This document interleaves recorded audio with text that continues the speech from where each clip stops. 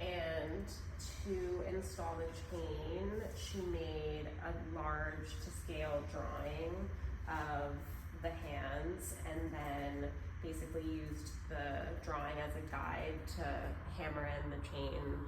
There's like a million nails required to put it on, and then she just added the other glass components and then like pulls the paper away, and what's left is the chain drawing. Cool. But and yeah, these other ones? These ones, which Dad installed, these two photographs, are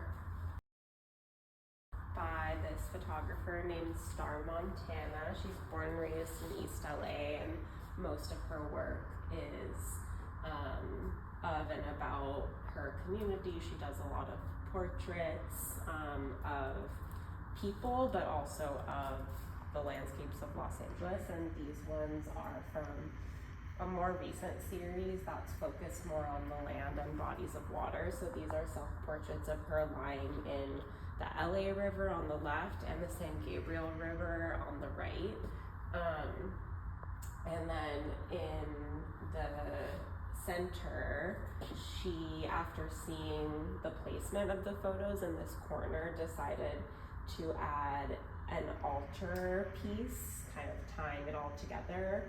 And in the glass bottle there is a water sample from the San Gabriel River. That's cool. And like for her, throughout her kind of personal and familial history, bodies of water have been really important. Her family's always like lived and settled near bodies of water. And her family is like a matriarchy, and so putting like her female body inside of the waters is kind of homage to that. And what's this one to the right? This one and the one behind you are made by the same artist, Claudia Solórzano. She's from City Terrace, which is also a neighborhood in East LA.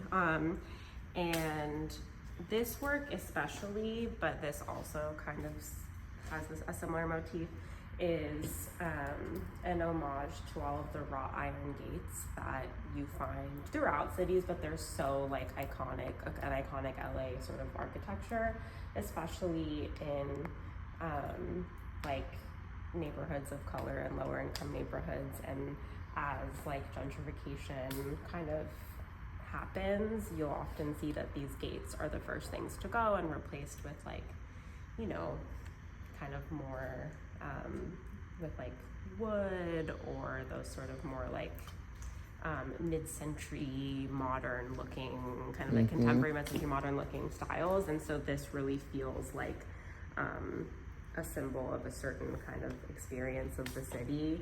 And she kind of like, so these are made out of ceramic.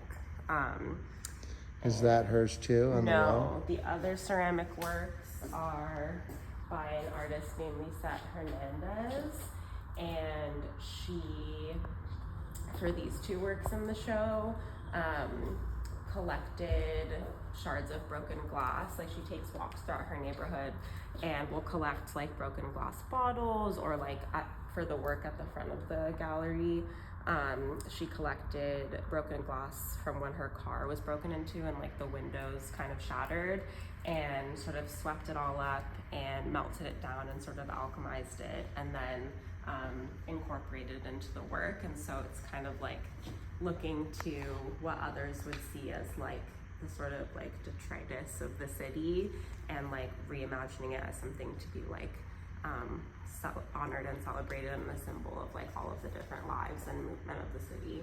So that's those two.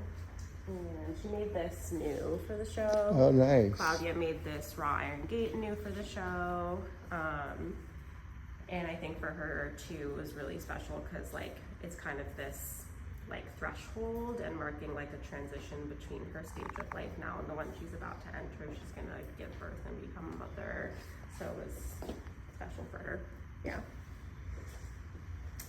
And that's that. No, and these ones up here, and the metal work. The same artist who made the metal work on the wall, Susan Aparicio, And Susan's like really interested in the relationship between like the cosmos and the city and the land, and like has this like interest in the extraterrestrial and like what else might be out there. And so both works sort of reference this collapse of earth and sky, but this one more kind of obviously. And we thought that since the exhibition space has these beautiful windows, it would be like the perfect place for it. It was like really hard to hang, but I like popped up the tiles. I probably have a bunch of asbestos in my eyeballs now because I was like popping the tiles up and it was like all falling on me, and it's like whatever. Yeah. And then these are Libbi's.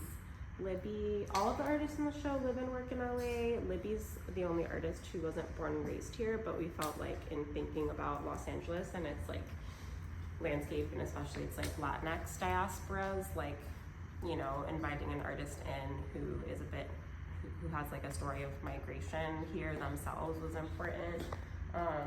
And she's getting her MFA at UCLA.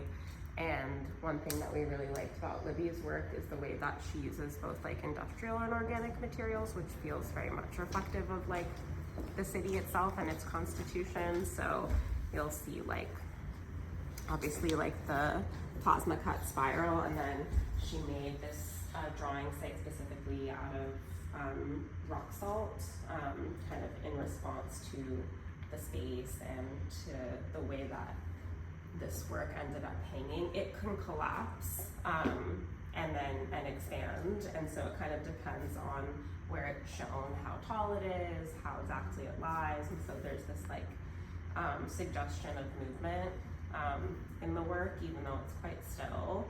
And it is in kind of nice conversation with Susan's work, which also like thinks through the relationship between kind of the heavens and the earth. Yeah.